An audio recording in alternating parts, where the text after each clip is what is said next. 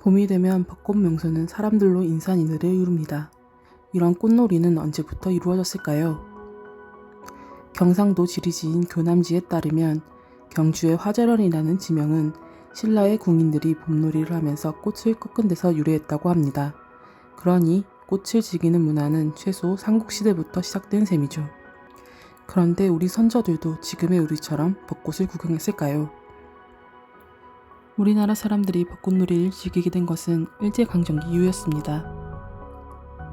1908년에서 9년 즈음에 창건궁에 벚나무가 대규모로 심어지고 1920년대부터 밤 벚꽃놀이가 유행하면서 벚꽃이 주요 꽃놀이 대상으로 정착하게 된 것이죠. 그럼 그전에는 어땠을까요? 벚꽃놀이가 유행하기 전 우리나라의 봄을 대표하는 꽃은 살구꽃, 복사꽃 등이었습니다. 조선 후기 학자 유득공이 지은 세시풍속지 경도잡지에는 한양에서 꽃놀이로 이름난 명소들이 나옵니다. 피룬대 행화, 북둔의 복사꽃, 흥인문박 버들, 천연정 연꽃, 삼청동 탕춘대의 수석이 술과 노래를 즐기려는 자들이 많이 모이는 곳이다. 도성의 둘레는 40리인데 이를 하루 만에 두루 돌면서 성내의 꽃과 버들을 감상하는 것을 좋은 구경거리로 여겼다. 유득공의 글에서 나온 북둔은 오늘날의 성북구 성북동 일대를 말합니다.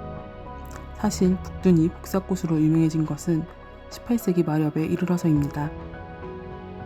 그 전에는 성 밖에 있는 외진 곳인데다 농사짓기 힘든 땅이라 사람들이 많이 살지 않았죠.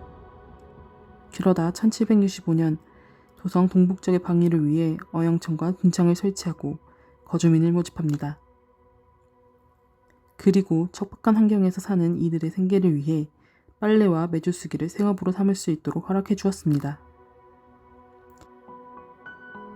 이렇게 적극적으로 주민을 모집한 덕분에 점차 성북둔에 사람들이 모여 살기 시작합니다. 앞서 본 빨래와 메주 쓰는 일 말고도 성북둔 주민들의 또 다른 생업이 있었습니다. 바로 유실수를 갖고 성 안에 내다 파는 일이었죠. 성북둔 주민들은 특히 복숭아 나무를 많이 심었습니다.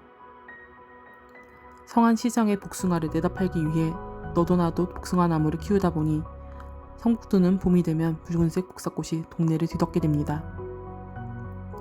조선 후기 실학자 박재간은 이를 주민들이 모두 복숭아 나무를 심어 붉은 안개가 피어오른다 라고 묘사했습니다.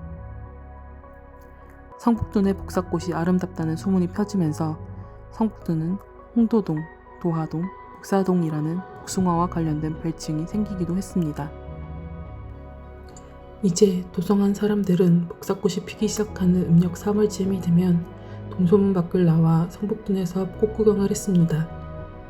조선 후기 실학자로 유명한 최지공 역시 성북둔을 이름하고선 당시 성북동과 상춘객들의 모습을 묘사한 글을 남겼습니다. 혹 가다가 혹 앉다가 하면서 내려다보니 총과가 점점이 산기슭에 흩어져 있는데 대체로 복사꽃으로 울타리를 삼았다. 창호의 일부나 처마의 모서리가 언뜻 울타리 밖으로 드러나 보였다. 도성의 인사들은 달건에서부터 여항의 서민에 이르기까지 놀고 구경함을 시간이 모자란 듯이 열중하였다. 수레와 말이 요란한 소리를 내며 지나가고 노랫소리 번갈아 일어나며 사이사이 생황과 퉁소 부는 소리가 들려왔다. 서민과 양반 따질 것 없이 모두 나와 시끌벅적하게 놀았다고 하니 오늘날 우리가 꽃놀이 하는 모습과 별반 다르진 않았나 봅니다.